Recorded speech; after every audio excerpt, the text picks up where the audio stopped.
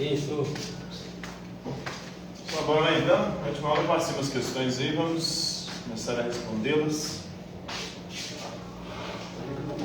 Qual que é a primeira pergunta? Ou eu já comecei a responder?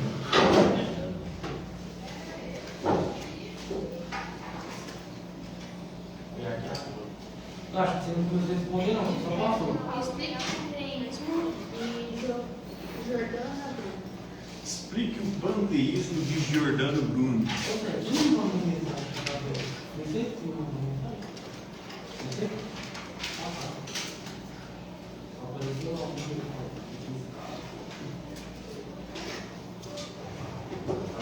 O Giordano Bruno é um filósofo moderno que vai desenvolver uma filosofia panteísta. O que é panteísmo, vocês sabem?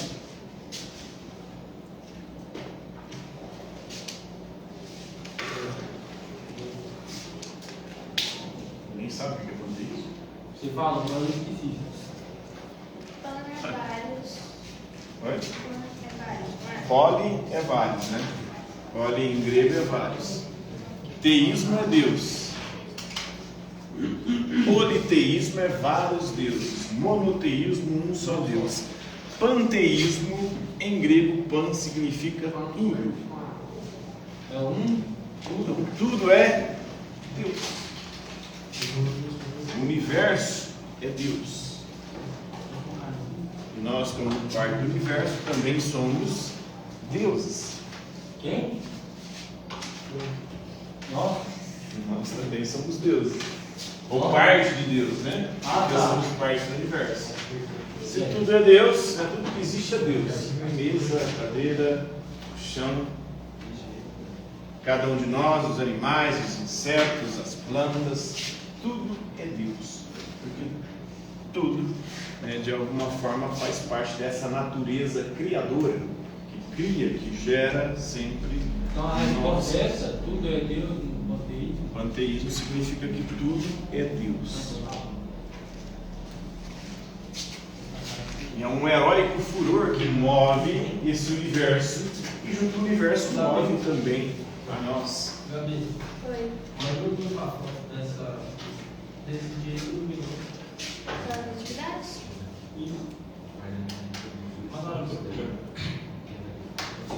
Um Deus é o universo, nós, como parte do universo, somos parte de Deus, portanto, Deus também. E o universo, para ele, para Giordano Bruno, é infinito. Porque Deus é infinito, se Deus é o universo também é infinito. E o nosso Sol é só mais um entre os inúmeros sóis. Cada estrela é um Sol diferente. Mas tem, né? Outro sol mesmo, tem. Cada estrela é um Sol. Mas na época em que viveu Giordano Bruno, para eles a Terra era o centro do universo. E o sol girava em torno da Terra. O Sol girava em torno da Terra. E as estrelas eram só luminares colocados no céu por Deus. Como se fossem luzes para poder iluminar o céu durante a noite. Essa era a crença do período em que Giordano Bruno viveu. Ele vai dizer o seguinte: A não. crença dele era panteísta. Oi? A crença dele era panteísta. Ele é um panteísta porque ele acredita que tudo é Deus. Deus é o próprio universo, o universo é infinito. Vamos começar, galera?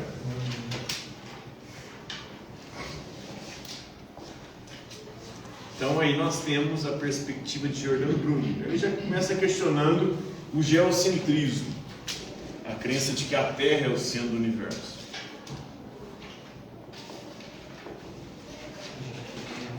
Geo em grego, Gaia é a deusa da Terra. Quem é Deus? Gaia. Centrismo vem de centro, né? A crença de que a Terra era o centro do universo. Para Giordano Bruno, a Terra não era o centro do universo. A Terra é um planeta que gira em torno do Sol. O Sol é só uma das infinitas estrelas que existem no céu ou no espaço. Esse espaço que é infinito, esse universo que é infinito, e ao mesmo tempo Deus é esse próprio universo infinito, né? A gente, como parte desse universo, também é parte de Deus, logo Deus também. Próxima questão. Explique o quê? Realismo político de Maquiavel. Realismo político.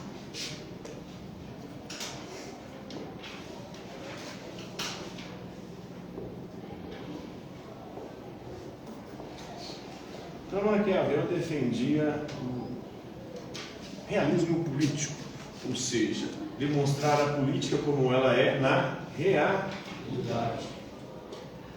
Maquiavel criticava os filósofos pensadores anteriores que defendiam um idealismo político.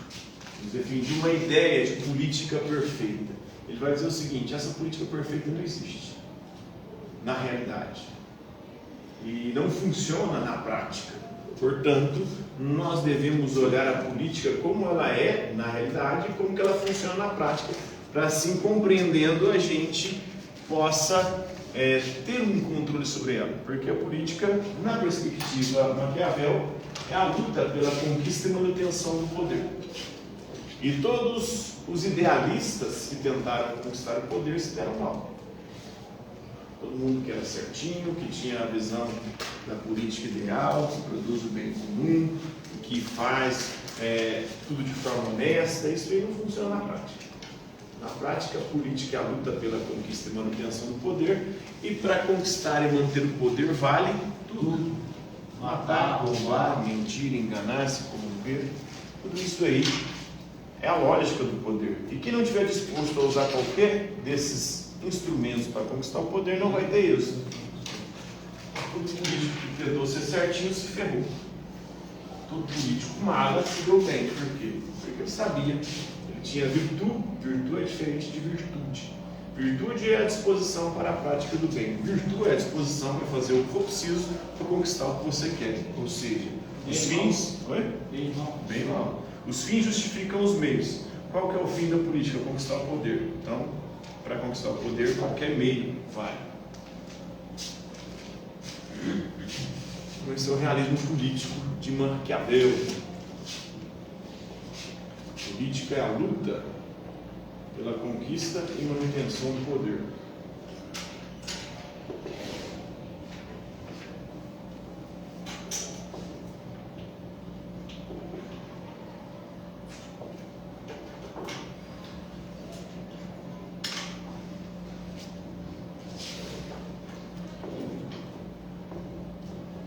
Para conquistar e manter o poder, você tem que ter virtude.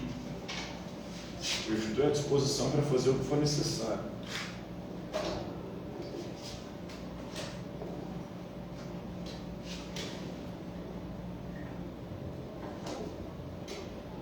Às vezes é necessário você fazer o bem, ser bonzinho. Às vezes é necessário você fazer o mal, praticar a maldade. E para conquistar o poder também você precisa de fortuna. Fortuna não é dinheiro, fortuna é sorte. É a roda da fortuna. Uma deusa greco-romana da sorte, do destino. Uma roda, ela roda, dessa roda tem hora que você para por cima e tudo dá certo, tem hora que você para por baixo e tudo dá errado. A nossa vida é assim. Tem hora que tudo dá certo e tem hora que tudo dá errado. Você tem que saber lidar com a fortuna, né? Ter virtude para poder domar a fortuna.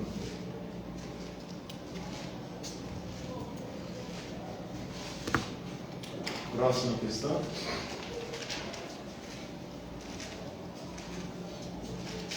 Explique o ceticismo de Michel. Ceticismo.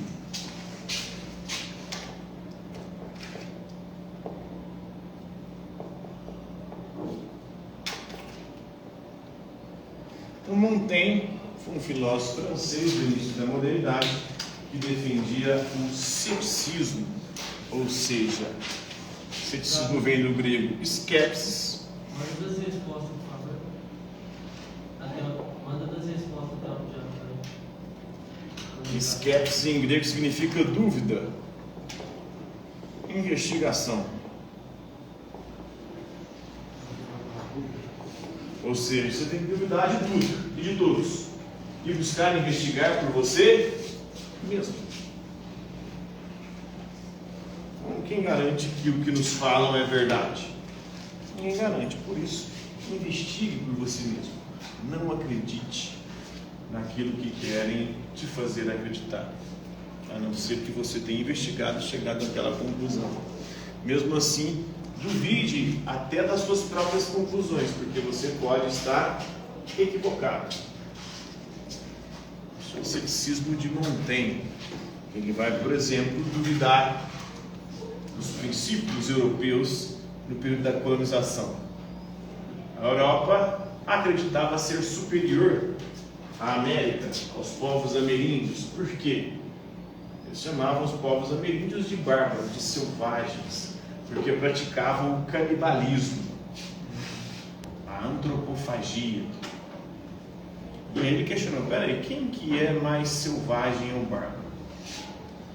O ameríndio, que pratica o canibalismo, a antropofagia, que a partir das guerras ali como inimigo, acreditando que ao comer a carne do inimigo está pegando a força do inimigo. Ou o europeu, que nas guerras ou nos confrontos ideológicos pegam pessoas que discordam e jogam na fogueira, por ser chamadas de hereges. E ainda desperdiça a carne, porque essa pessoa na fogueira não come, os índios pelo menos comem, né? O inimigo. A igreja perseguia as pessoas por pensarem diferente e mandava elas para a fogueira. Inclusive o Giordano Bruno foi para a fogueira. Giordano Bruno, por causa dessas ideias aqui, ele foi considerado um herege. E aí a igreja prendeu e foi julgado pelo Tribunal da Inquisição e condenado à morte. A morte era ser queimado em praça pública, né? O Montaigne vai questionar, quem que é o mais bárbaro aí? O índio? O europeu. Ou o europeu? Na verdade, os dois são Mas problemáticos, né? Aquele lá só tem um ponto de vista, né? O índio só tem um ponto de vista. O índio era a cultura deles. Quando eles tinham um povo inimigo, uma guerra, e entraram em confronto. O que não faz sentido, porque eles não comiam os fracos. Porque se eles perderam para eles, força nenhuma eles estão pegando. Tem uma contradição aí também, né? Como é que você vai comer um inimigo que perdeu? Força não Se tem. ele perdeu é porque ele não é tão forte assim, então você não está pegando a força dele, né? As virtudes dele. Então você vai ficar fraco com ele. E essa prática ainda é feita por algumas tribos, né?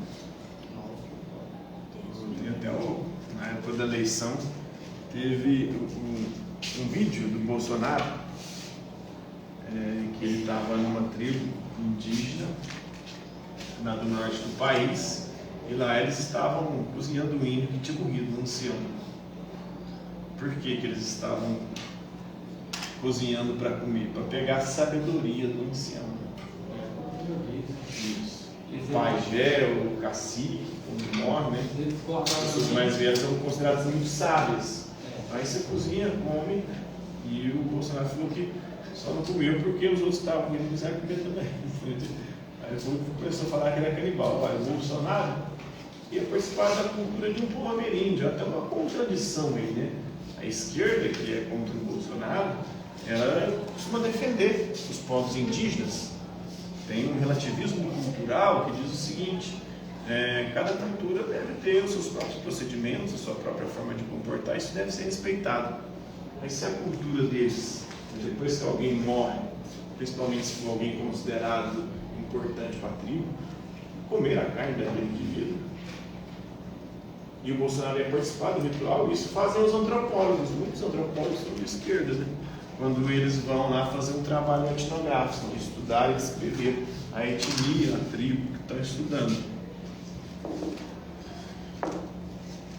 Essa é a tribo? Isso, é o ceticismo do Michel de Montaigne. Ceticismo é dúvida, devemos duvidar de tudo e até da gente mesmo, né? Sempre investigar, mas mesmo nas nossas investigações duvidar, porque podemos chegar a conclusões equivocadas. Próxima questão. Quais são as bases da ciência moderna? A ciência moderna tem dois pilares. Só dois? Isso. A razão e a experiência.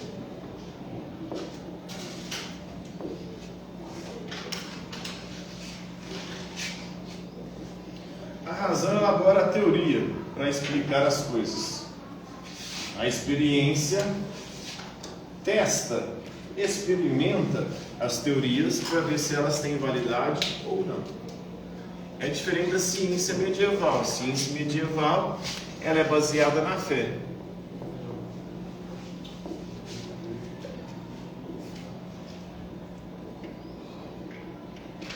É a teologia.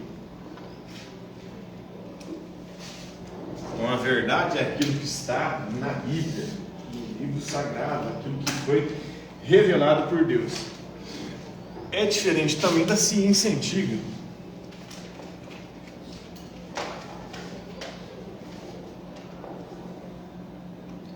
A ciência antiga era baseada só na razão, no logos, era a filosofia.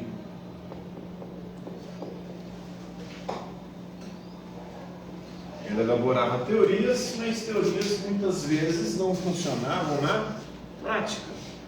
A experiência não tinha como ser corroboradas, testadas. Próxima questão. Diferencie os cosmos dos antigos, medievais, dados modernos.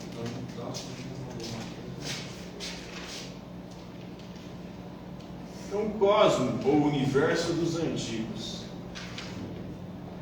O cosmo e o universo dos antigos, ele era finito.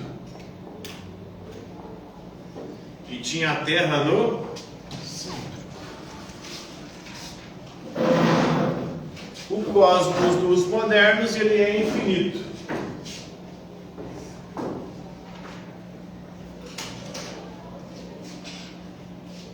Os antigos e medievais, né?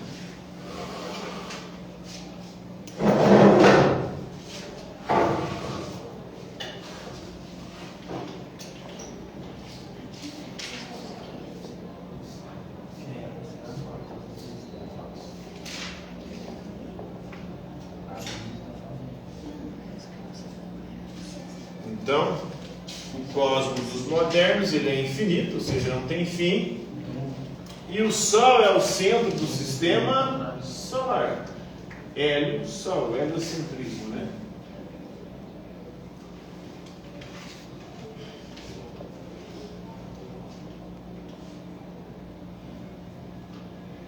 Então, a Terra não é o centro do universo.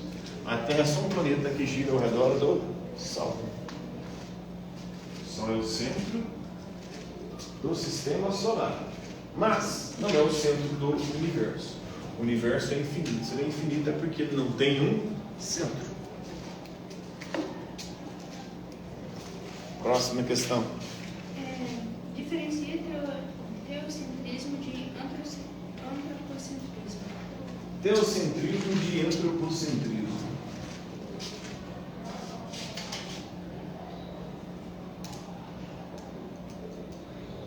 Então, na Idade Média, a ciência medieval baseada na fé, isso era chamado de fideísmo, né? A fé é a fonte da verdade. O teocentrismo colocava Deus no centro do universo.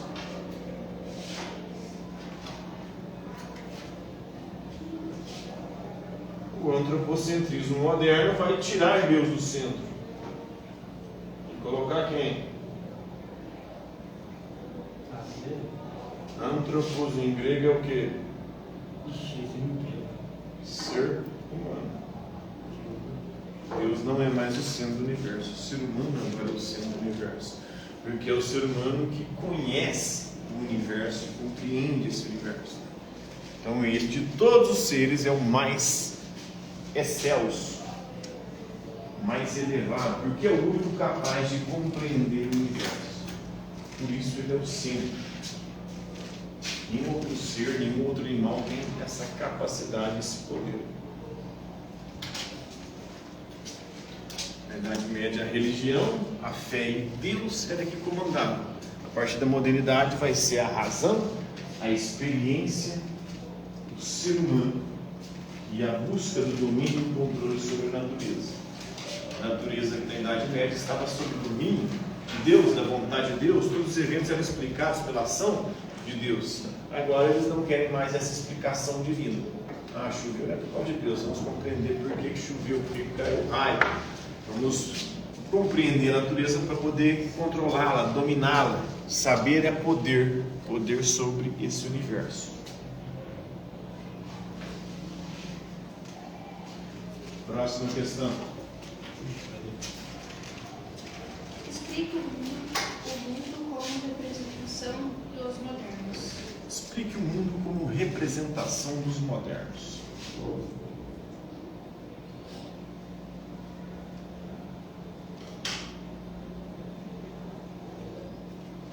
Como tá assim? A 6 é aquela do cosmo, a 5 é Deus teocentrismo. Assim, Para os antigos e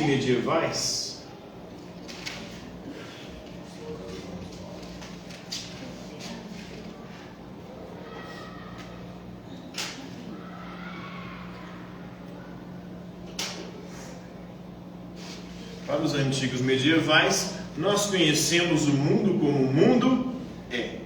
Para os modernos, não. Nós conhecemos o mundo como ele aparece para nós, porque o mundo é uma representação, o mundo é uma ideia que nós construímos sobre ele, né? A verdade para os antigos era a adequação da nossa mente à realidade. Para os modernos, a verdade, né, não é a adequação da nossa mente à realidade.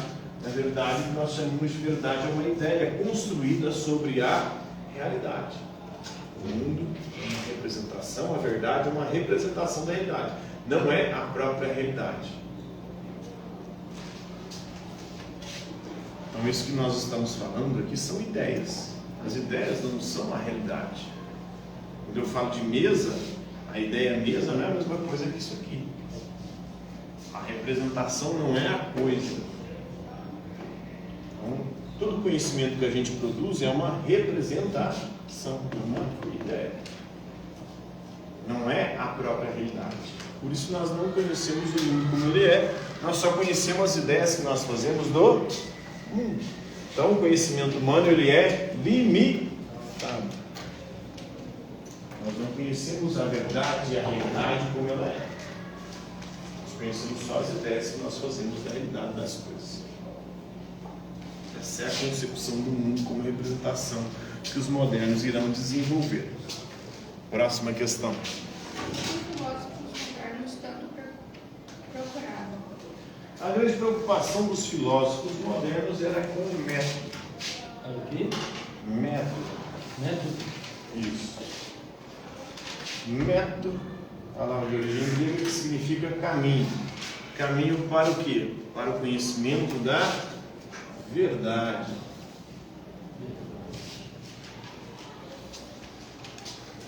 Então, qual que é o caminho mais certo e seguro para o conhecimento da verdade? Cada filósofo vai desenvolver um método diferente. Ou seja, um caminho diferente, que segundo cada um desses filósofos é o melhor caminho para nos levar ao conhecimento da realidade, a verdade, ou a ideia mais aproximada da realidade. Próxima questão. Explique a teoria dos ídolos de Francis Bacon. Francis Bacon. Teoria dos ídolos. Primeiro, que são ídolos? Ídolos são falsas noções, falsas ideias. O ídolo na Bíblia é um falso Deus. O ídolo para Francis Bacon é uma falsa ideia, uma falsa noção da realidade que impede o progresso da ciência, do conhecimento.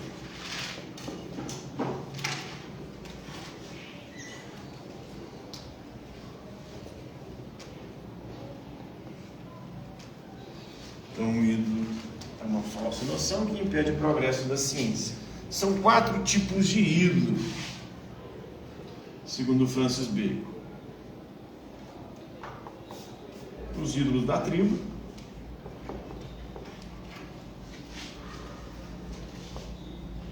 que são fruto da natureza humana. A natureza humana, ela é imperfeita. Por ser imperfeita, nós cometemos erros. E esses erros são falsas noções que nos impedem de conhecer verdadeiramente a realidade, né? Impede o progresso aí da ciência. Esse é o primeiro tipo de ídolo. O segundo são os ídolos da caverna. A Ana era pisar o falso livro.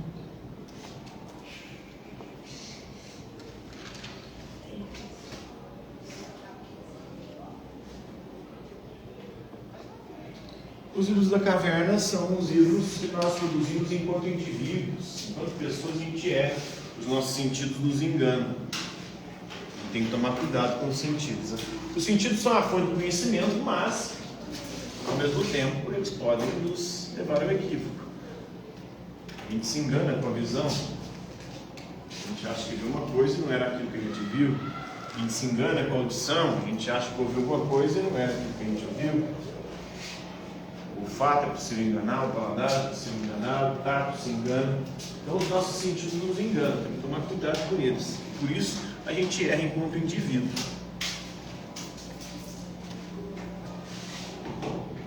Terceiro tipo de ídolos são os ídolos do fórum ou do mercado. No fórum ou mercado é importante, são os ídolos da linguagem. Tanto no fórum, onde aplica a justiça, quanto no mercado, para você vender suas mercadorias, você tem que ter uma boa lábia. Oi? E no banheiro? No banheiro não pode sair, né? Chegou lá. Então, terceiro é o fórum ou mercado, os ídolos da linguagem. A linguagem é equívoca, a linguagem nos conduz ao erro. As pessoas podem nos enganar por meio da linguagem. Um advogado, se ele for bom de lábio, ele consegue enganar o advogado Luiz, o seu cliente. No mercado, um sujeito que for bom de lábio pode vender um produto, um serviço, uma mercadoria, né? E não é aquilo que ele falou que era. Mas ele entrou na sua mente ali com a lábia dele e fez você comprar. Gastar o que você não tinha, você comprar o que você não precisava, Né? para aparecer para quem você nem conhece, nem Tem que ser bom. gosta, né? E por último, o quarto tipo de ídolo é o ídolo do teatro. Teatro onde acontecem as representações. E para ele tem algumas representações produzidas por alguns teatros. Quem produz o teatro?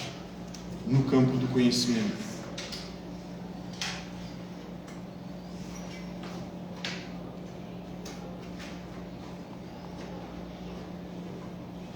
A religião, a filosofia e a ciência.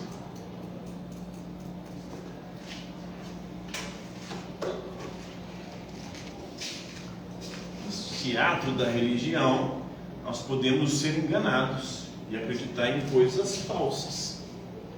As religiões podem nos iludir, nos ludibriar. A filosofia também pode errar, pode se equivocar, a própria ciência também. Porque elas fazem representações, o teatro não se representa, elas fazem representações equivocadas da realidade e levam as pessoas a acreditar que aquelas representações são verdadeiras, né? Acabou o horário. 2 minutos ou mais um, hein? Próxima.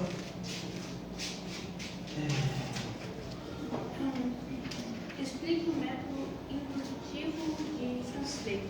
O método é o caminho. O caminho para o conhecimento, segundo Bacon, é a indução. A indução é um processo de conhecimento que vai do particular para o geral. Por exemplo, eu analisei o ferro, percebi que o ferro conduz energia elétrica. Analisei o aço, percebi que o aço conduz energia elétrica. Analisei o cobre, percebi que o cobre conduz energia elétrica. Analisei o bronze, percebi que o bronze conduz energia elétrica. Analisei a prata, percebi que a prata conduz energia elétrica. Analisei o ouro, percebi que o ouro conduz energia elétrica. De várias análises particulares, eu chego a uma conclusão geral. Qual conclusão geral eu posso chegar a partir dessas análises?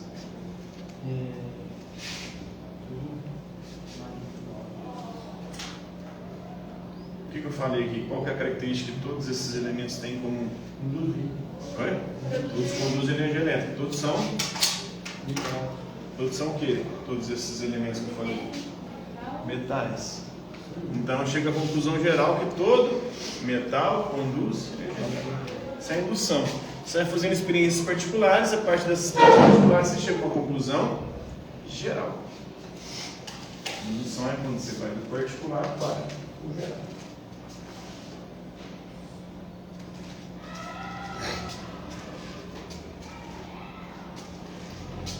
Beleza? Tem mais 3. Acabou o horário, né? Acabou.